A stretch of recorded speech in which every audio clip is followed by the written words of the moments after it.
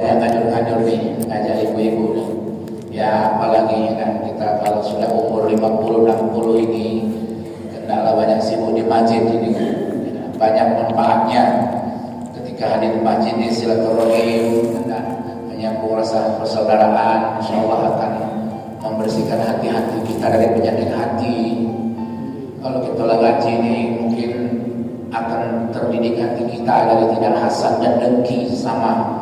Nah, karena kita semua tujuan ke masjid ini bukan untuk cari apa-apa, bukan untuk cari pamor, bukan biar terkenal, bukan biar jadi viral, bukan jadi dan siapa-siapa, kecuali kita semua menghambakan diri kepada Allah Subhanahu Wa Taala. Banyak mengaji, insyaallah hati kita akan terdidik, akan terjauh dari sifat-sifat hasad dan dengki. Karena Bapak Ibu, hasad atau dengki ini hal yang paling berbahaya. Sehingga Nabi SAW mengatakan iyyakum wal hasadah bainal hasadah yaqulul hasanat kama yaqulun nar al khatab.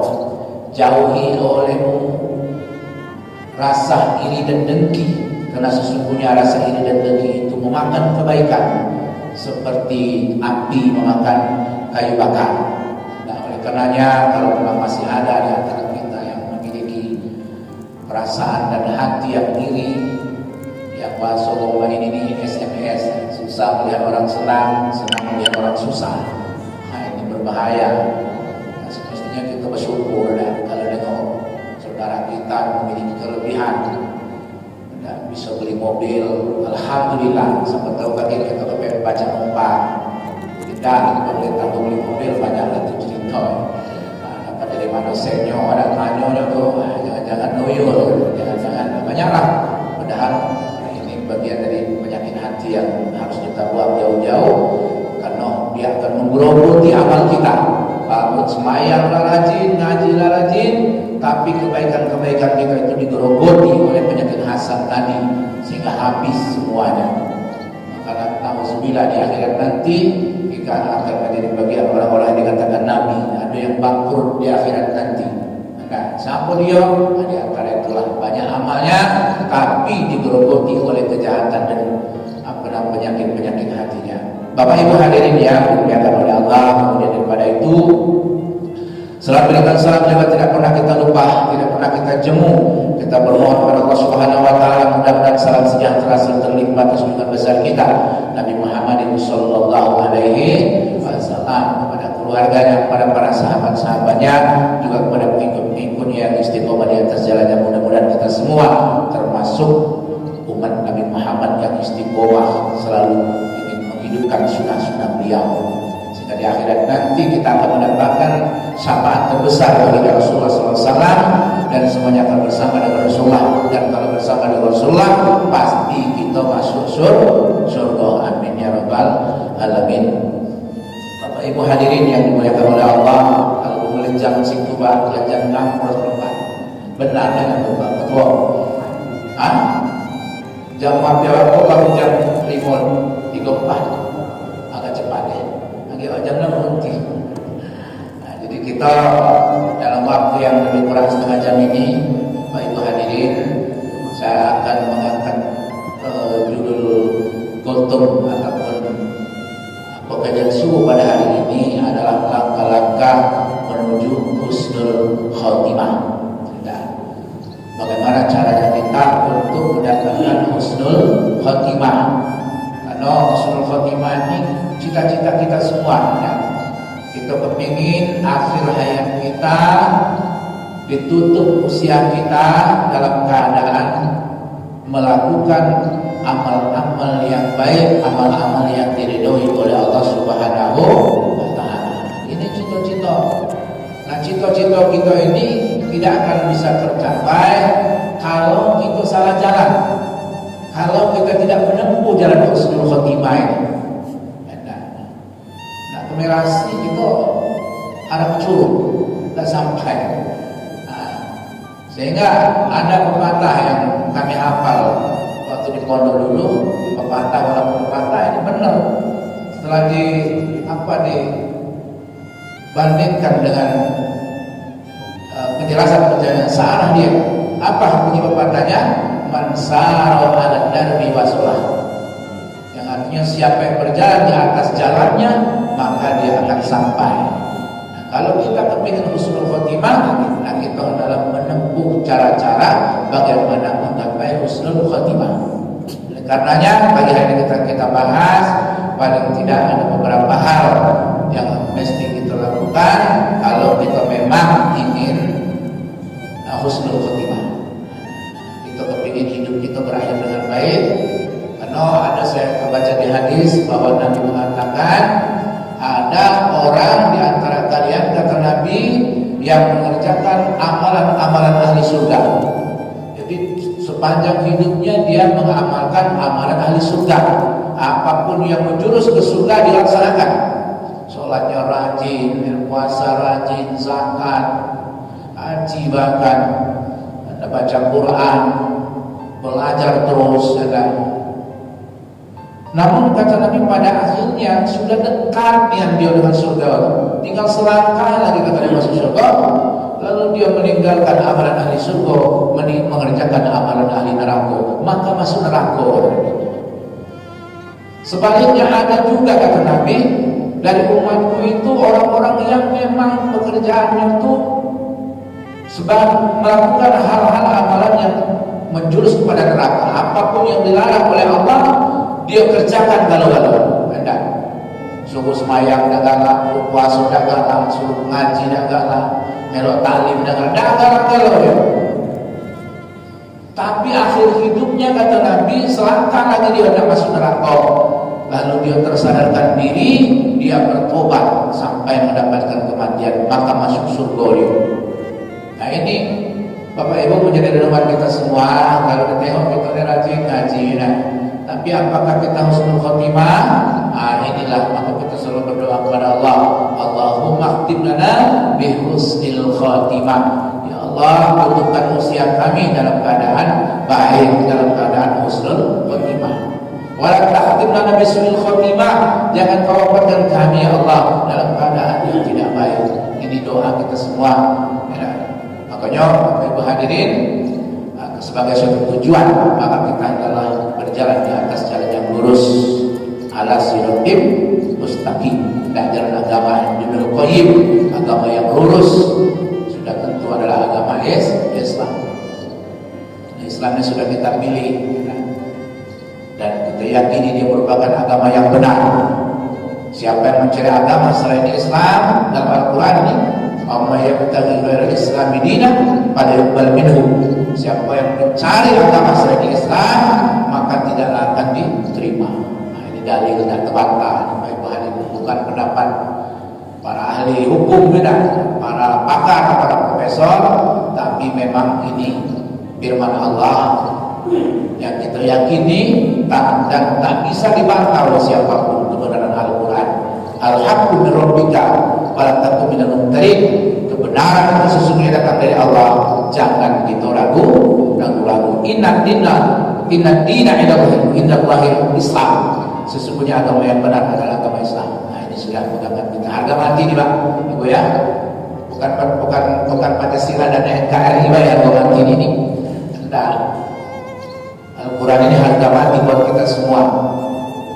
Karena banyak orang-orang yang meneliti, mempelajari Al-Quran, mereka awalnya adalah non-Islam, pada akhirnya mereka menjadi mu'alaf, masuk agama Islam dan belajar sungguh-sungguh.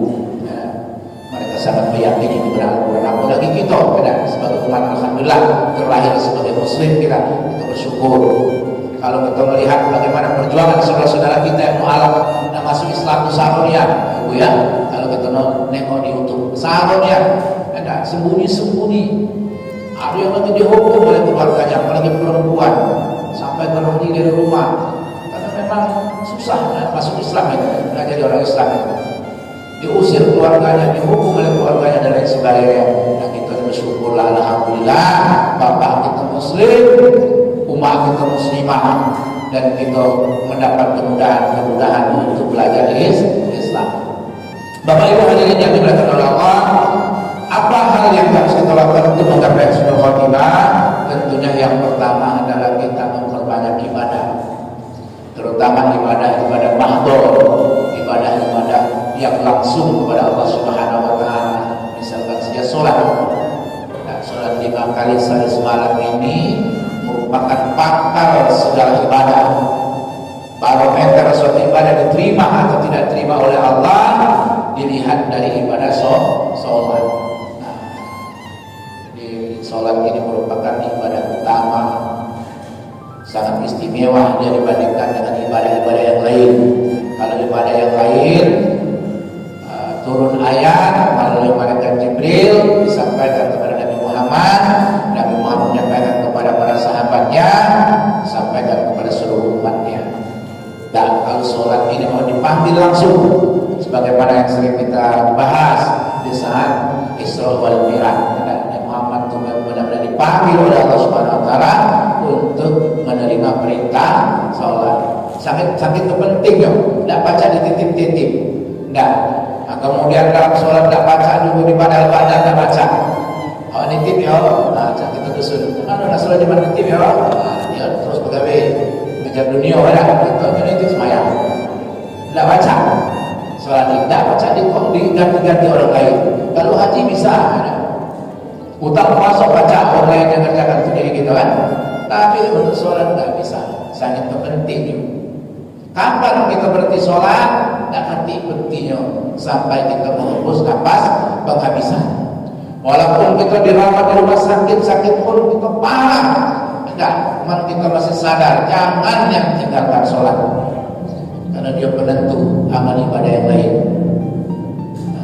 Karena saya banyak melihat orang saat mana sakit, kita di rumah sakit, lah dirawat, bahkan ada di ICU, kalau di ICU oke lah, kita tidak sadar lagi itu lalu terakhir kita kan, dan semayang, padahal bisa kita bertayamum di situ dan sebagainya. Karena pilihan mana sakit itu dua, mudah mati sehat, nah, itulah yang Bapak Ibu hadirin yang dimuliakan oleh Allah. Jamaah yang dimuliakan oleh Allah, ibadah sholat ini kita kerjakan dengan baik dan benar tentunya. Karena syarat diterima sholat dan ibadah ini Pak Ibu hadirin ada dua syarat.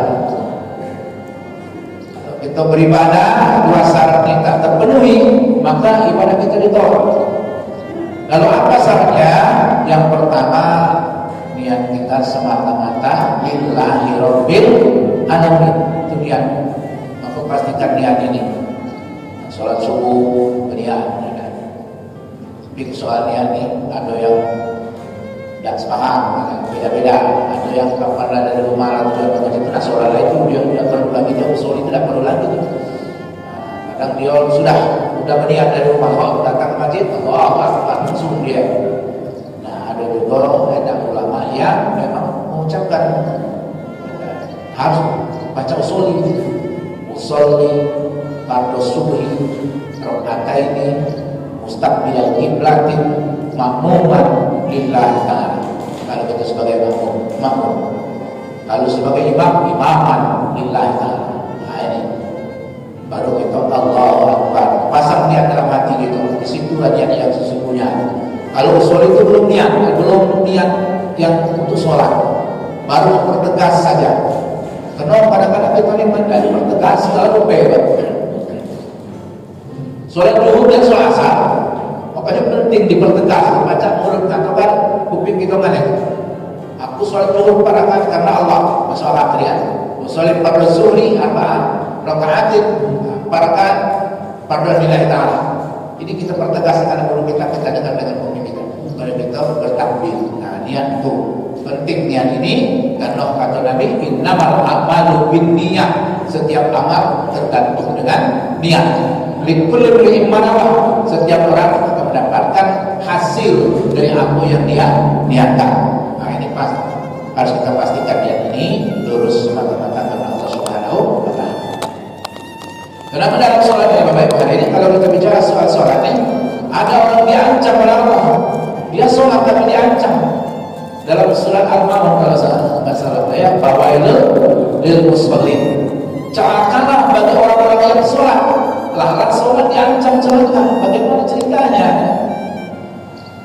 Ternyata alladzina hum an sholatihim sahun, mereka di sholat tapi lalai.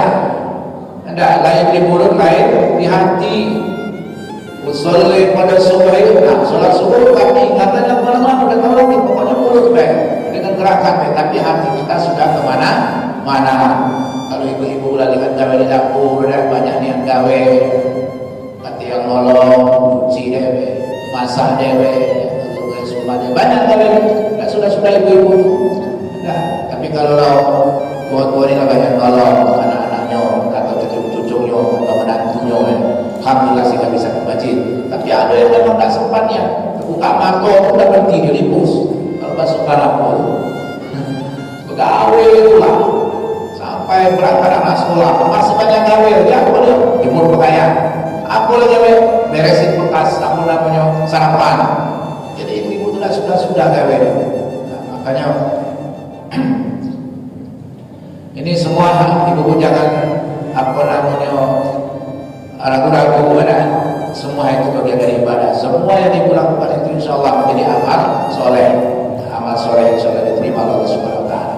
Jadi niatnya lurus. Kalau kenapa tadi orang-orang yang sudah sholat tapi diancam dia celaka karena pertama lalai. Yang kedua yuro bayar baru. Apa tuh? Yang kedua sebabnya dia tuh pamer. Yuro itu nyeriah. Jadi dia sembahyang itu minta dipuji. Nah, ada banyak apa itu ada dia. Ya dari bacaannya, ya dari gerakannya, ya dari perbuatannya, sikapnya tuh. Kadang dia ibadah tuh riya kadang. Nah, yang lebih menyedihkan lagi itu kalau ada orang sembahyang tidak sembahyang. Nah, ini celaka ini. Pas sembahyang kita celaka. Kenapa? Karena riya. Minta dilihat. Maka riya ini besar ancamannya, itu termasuk bagian dari syirik, perbuatan syirik ya. Syiriknya syirik kecil, kan? Makanya kita berusaha ya Allah, ada nilai tanah tidak kita kerjakan, tapi jangan asal dikerjakan, karena ada saja orang yang sholat, yang penting sholat atau dia nak terima itu bukan urusan Tuhan, ada apa itu?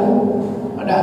Sholat itu ini kalau lu benar, niatnya benar, ada tadi niatnya. Yang kedua, syarat yang kedua, ittiba, bahasanya ikuti Nabi. Sallu kama ra'aitumuni usolli. Kata Nabi semayang sebagaimana kamu nengok aku semayang. Nah, ada yang lain Ustaz, itu tidak pernah nengok Nabi. Cak mana? Nah, kata Nabi, al ulama warasatul anbiya. Ada para ulama, para kiai, orang-orang yang punya ilmu agama yang mumpuni, mungkin hafal Quran, mungkin hafal hadis, ilmunya banyak, dia dikatakan ulama. Kata Nabi, dia pewaris para nabi, penerus Nabi Muhammad SAW. Ikuti mereka. Tapi ulama yang lurus, baik hadirin, karena banyak ulama dalam urusan ini. Ada ulama dunia, ada ulama akhirat. Ulama dunia ini, ya dia kejar dunia. Cuma ilmu itu cuma nak kejar dunia, ya. Dapat jabatan tinggi, penghasilan besar, nah itu yang dia kejar. Apalagi ulama ada yang cari popularitas. Maaf yang terakhir ini digemparkan oleh ulama Banten, apa itu Mama Kupron itu luar biasa itu kan. Mama Kupron itu bisa ngomong dengan Tuhan langsung. Ini sering saya sampaikan ini. Mama Kupron itu bisa ngomong dengan malaikat. Bahkan dia bisa menghentikan azab kubur. Hebatnya Mama Kupron kan. Banyak ulama itu. Jadi kalau Nabi Muhammad tak baca dengan menghalang malaikat dan soal kubur. Belum ada riwayatnya. Tapi Mama Kupron baca. Nah ini, nah ulama seperti ini kita hati-hati. Walau kebenarannya, kebenaran ada di media dulu kita tengok. Karena kita di media ada baca 100% percaya Allah. Karena media ini banyak juga yang Yahudi ya. Adu domba kita, makanya perlu filter. Bapak Ibu hadirin yang dimuliakan Allah, jadi memperbanyak ibadah, silakan ibadah wajib terutama, kemudian diiringi sholat wajib kita, ada namanya sholat rawatib, kita mengiring sholat berwudu, 2 rakaat sebelum, 2 rakaat sesudah, ada. Nah itu kita usahakan kita kerjakan. Karena bagian dari untuk menyempurnakan sholat wajib adalah dengan sholat sunnah. Bapak Ibu hadirin dan dimuliakan Allah. Itu yang pertama. Yang kedua adalah kita istiqomah dalam beriman. beriman. Nah, karena masalah iman ini Pak Ibu hadirin, kadang goyang kita ini. Nah, kenapa dikatakan kadang goyang? Ya, lihatlah ibadah kita. Di saat iman kita meningkat, ibadah kita baik, ibadah kita khusyuk. Nah, tapi pada kondisi-kondisi yang lain, itu tadi sholat itu sebagai rutinitas saja. Yang penting semayang. Nah, dapat saya katakan tadi, dapat saya penting semayang. Artinya teguh pendirian, apalagi di akhir zaman ini. Karena Nabi pernah menggambarkan kepada kita, di akhir zaman itu orang beragama itu seperti memegang bara api, ya, panas dilepaskan dan ingin diambil dari kapan Islam menentukan rame-rame Islam, apalagi bulan Ramadan. Nah, karena banyak yang menentukan, tapi ketika lepas Ramadan, tidak lagi Islam. So ini suatu memang kita disuruh istiqomah. Nah, karena Allah Subhanahu wa taala berfirman, kata Allah Subhanahu wa taala pada manusia, orang-orang yang istiqomah itu adalah orang-orang yang apabila dia berkata Tuhan kami adalah Allah, lalu dia istiqomah, maka akan dikatakan kepadanya janganlah kamu takut. Tidak ada ketakutan atas kamu, tidak ada juga kesedihan. Jadi berbahagia kalau istiqomah, insya Allah dan Allah akan senang kepada kita semua. Bahkan suatu ketika ada orang menghadap Rasulullah, dia katakan, ya Rasulullah, aku minta kau ajarkan kepadaku suatu kalimat. Aku tidak akan bertanya kepada siapapun ya Rasulullah. Maka kata Rasulullah, katakanlah aku beriman, kemudian istiqomah. Maka orang-orang istiqomah ini insya Allah tidak ada ketakutan dia hidup dunia maupun akhirat. Insya Allah akan ditolong oleh Allah Subhanahu wa taala. Di dalam ayat yang lain dikatakan, sesungguhnya orang-orang yang istiqomah, orang-orang yang berkata Tuhan kami adalah Allah, sumastaqamu tatanazzalu alaihimul malaikah. Maka kalau dia berkata sesungguhnya Tuhan kami adalah Allah, lalu dia istiqomah, maka akan turun kepadanya para malaikat-malaikat Allah berkata kepadanya, Allah takut, jangan kamu takut, wala tahzanu, jangan kamu bersedih hati, wa'siru bil jannati allati kuntum tu'adun, maka berbahagialah dan dengan berita kamu akan mendapatkan surga dari Allah Subhanahu wa taala. Makanya itu harus istiqomah. Apalagi dalam keimanan ini enak tadi. Karena iman ini Bapak Ibu hadirin kondisinya tidak stabil, dia tidak tetap, dia kadang naik, kadang turun. Sehingga ada mengatakan al-imanu yazdad wa yanqusu, iman itu kadang bertambah, kadang berkurang. Nah, jadi kita kembali. Maka Nabi ada katakan suatu ketika Nabi mengatakan bahwasanya ada orang kata Nabi pagi beriman, sore sudah kafir. Ada sore kafir, pagi beriman. Nah ini menunjukkan kepada kita semua betapa ada iman yang ada di hati kita ini bisa dia naik turun. Kalau naik turun itu masih ada harapan, masih bagus. Khawatirnya turun dan naik lagi, habis. Nah, berbahaya ini. Padahal iman ini sesuatu yang paling mahal. Menentukan kita masuk surga dan tidak masuk surga itu adalah iman. Baik hari ini ya. Walaupun amal kita banyak, tapi iman kita tidak kecil, maka habis semua amal ibadah kita. Maka kita perlu dijaga iman kita ini. Kita jaga dia, jangan sampai hilang iman di hati ini. Nah, bagaimana cara kita menjaga iman? Kan dia jalan lain kecuali kita salah satunya banyak mendapatkan ilmu, dapat membanyakan pengetahuan. Banyak pengalamannya, banyak yang kita alami dalam kajian-kajian kita, sehingga nanti iman akan meningkat. Dan semakin banyak kita memahami ayat Quran, membaca Quran, dan semakin banyak kita beribadah kepada Allah, iman kita akan terjaga. Jadi untuk menjaga iman itu ngaji salah satunya. Di samping amalan-amalan ibadah kita yang baik, karena sifatnya tadi akan berubah-ubah. Ada iman yang naik turun, iman kita. Ada iman yang naik turun, iman para nabi dan rasul. Tidak. Ada iman yang turun terus, imannya orang-orang munafik. Itu turun terus. Ada yang tidak pernah naik sama sekali, iman setan. setan beriman kepada hadirin, tapi dia membakar. Nah, walaupun beriman, dia sudah menjadi makhluk yang terkutuk. Itu setan yang ada di dalam diri kita ini, dia di depan hati kita tuh. Kalau saya baca dalam Al-Quran itu, jadi posisi setan itu dalam hati kita tuh bagaikan apa tuh? Ular yang mengangkat di depan hati. Jadi di saat kita ingat Allah, kita beribadah kepada Allah, dia menutup mulutnya, mengecil dan mengecil, tak berdaya dia. Jika kita dekat dengan Allah, kita beribadah kepada Allah Subhanahu Wa Taala, ya, dia tidak punya kemampuan apa-apa. Sehingga setan yang menggoda orang beriman itu, kata Imam Ghazali, urus kering dia, karena tidak bisa. Karena dalam segala hal dia menyerahkan diri kepada Allah Subhanahu Wa Taala. Nak makan baca Bismillah, nak minum baca Bismillah, nak bekerja baca Bismillah. Setan tidak bisa ikut andil kalau kita baca Bismillah. Nah, jadi dia tidak berdaya. Tapi kalau tidak ibadah kepada Allah, setan itu gemuk lumpur, begitu. Gemuk badannya, kuat dia menguasai kita semua, sehingga hati kita dicepoknya. Nah, ketika hati dia sudah dikuasai setan, maka hati kita tidak bisa memberikan kebaikan, memanjatkan kebaikan. Bahkan dia akan dikuasai oleh setan yang mengotori hawa nafsu kita semua. Oleh karenanya kita jaga dan kita istiqomah dengan keimanan yang ada di hati kita ini. Kita jaga dengan banyak mengaji. Dan hati ruginya ngaji disingkahkan, kita duduk sampai-sampai tak pahalanya besar.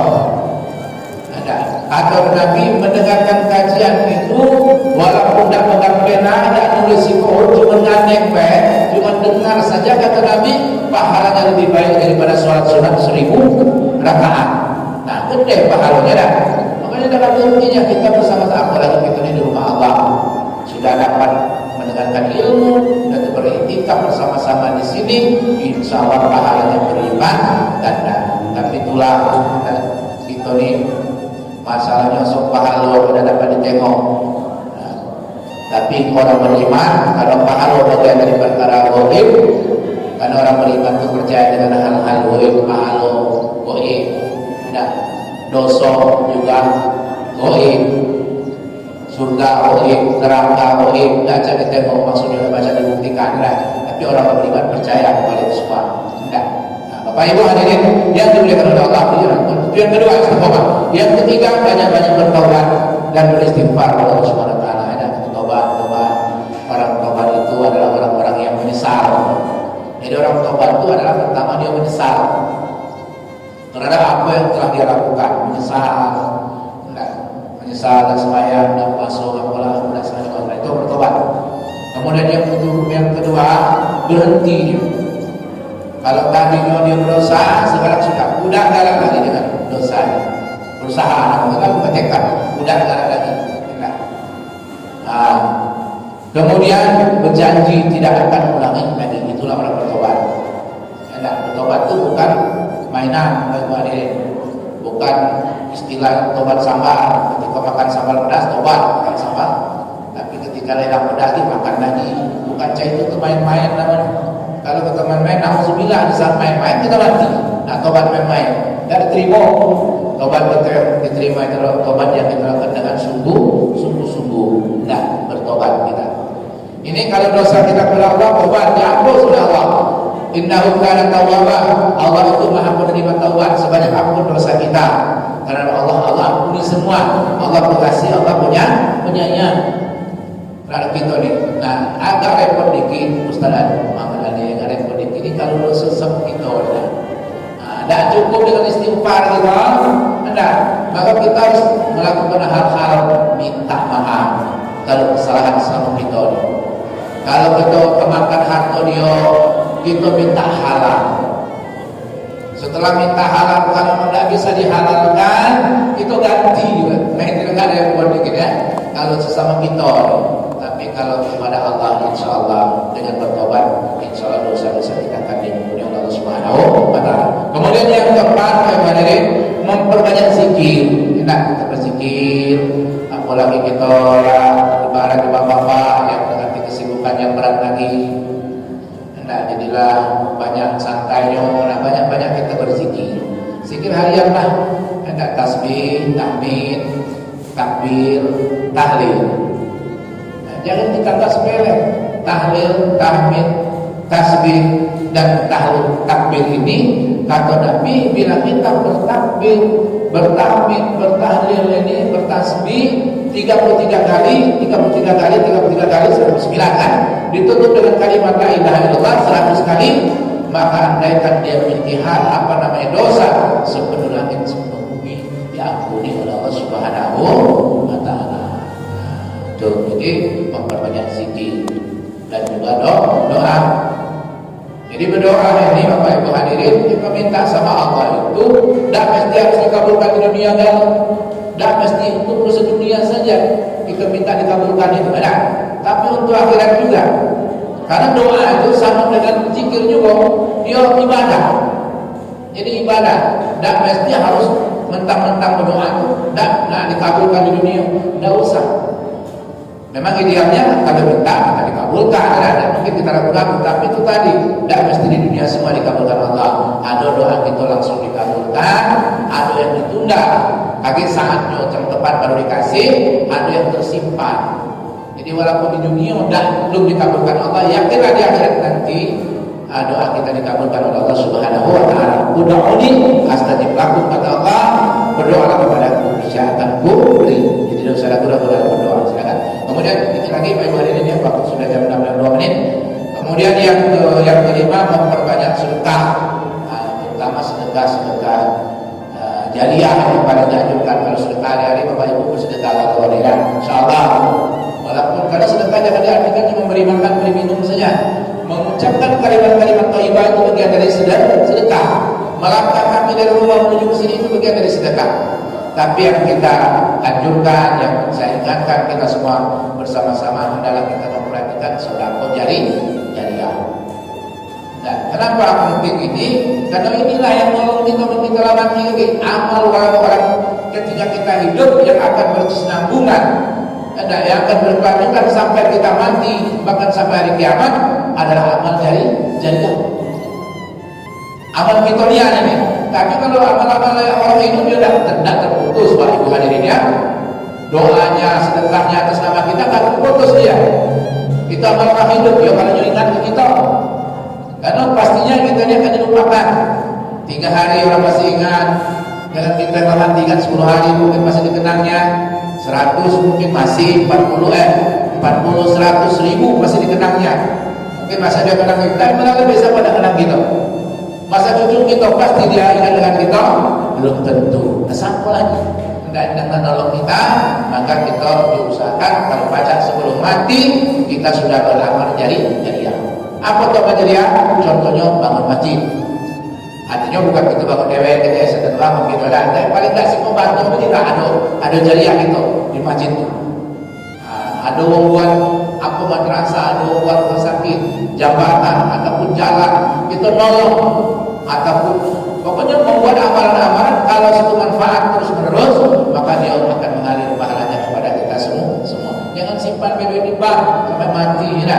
Kita mati berebut, dia mengingat ke kita, pantai kena kobar, pantai menjadi sulam, bis kita nyari setengah mati, ada kita pesta koran ya, ada digunakannya untuk bermaksiat lagi kepada Allah Subhanahu wa taala. Nauzubillah subhanahu billah. Kita minta sama Allah sebelum mati pasti kalah kita berusaha untuk beramal jariah, sedekah jariah.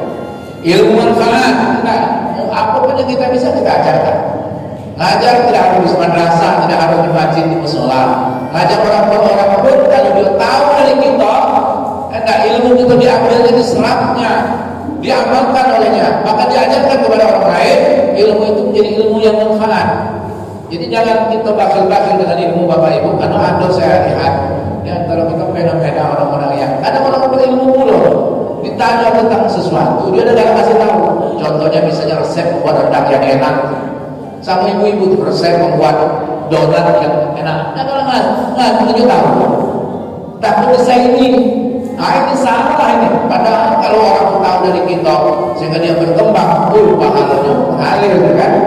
Maka tidak usah buat kue tempoyak. Memang kue tempoyak itu sepele ya. Kunyit cabai serai, kunyit cabai serai kan, garam, gula, segitunya. Tapi walaupun sama-sama membuat, sama-sama ini mulai ilmu yang sama, rasa pun berbeda. Ada yang lebih enak, lebih sedap lagi. Ternyata mungkin pas ininya teman, racikannya pas.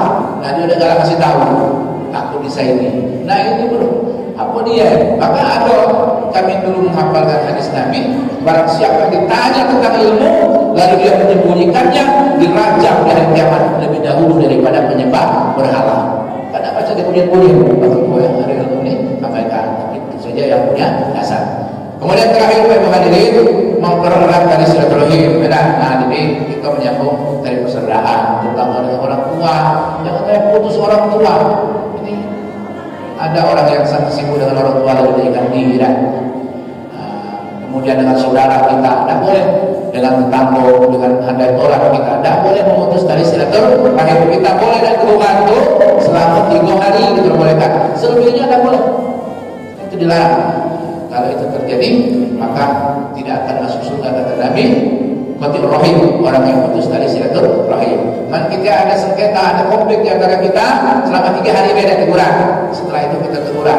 Man kita ada dulu yang negara jauh, negara baik kita, bukan salah kita lagi. Tidak berarti dia yang salah. Baik hadirin yang diberkahi oleh Allah, kan hari sudah jam 6 lewat. Ya kita berdoa 6-7 menit. Ini saja yang bisa saya sampaikan, mudah-mudahan bermanfaat kepada saya kepada kita semua. Berdoa kepada Allah Subhanahu wa taala. A'udzubillahi minasyaitonir rajim. Bismillahirrahmanirrahim. Alhamdulillahirabbil alamin. Hamdan hamidin hamdan syakirin. Hamdan na'imin hamdan waliya Allahu rabbil masida. Ya rabbana lakal hamdu kama yanbaghi li jalali wajhikal karim wa 'azimi sultanik. Allahumma shalli ala sayyidina Muhammad wa ala sayyidina Muhammad. Allahumma inna nas'aluka fahman nabiy wa hifdzal mursalin wa ilhamar malaikatil muqarrabin. Allahumma aghnina bil ilmi wa zayyinna bil hilmi wa akrimna bil taqwa wa jamilna bil afiyah bi rahmatika ya arhamar rahimin. Allahumma ja'al jama'ana jama'an marfu'a wa tabarrukan bali tabarrukan maksuma. Allahumma qulna wa walidayna wa rahmatan wa barakatuh. Rabbana atina fid dunya hasanah wa fil akhirati hasanah wa qina adzabannar. Sallallahu alaihi Muhammadin nabiyyi wa alihi wasallam. Subhana rabbika rabbil izzati amma yasifun. Salamun alal mursalin walhamdulillahi rabbil alamin. Assalamualaikum warahmatullahi wabarakatuh.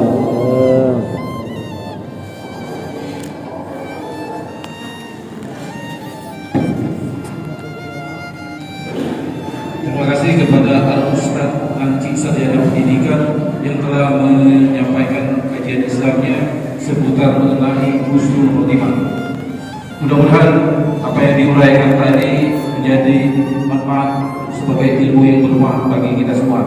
Dan Pak Ustaz, jangan khawatir, ilmu ini disiar oleh ketua teman yang mungkin berhalangan untuk hadir. Mudah-mudahan apa yang kita hadiri pada subuh ini menjadi sebab kita husnul khotimah nantinya. Assalamualaikum warahmatullahi wabarakatuh.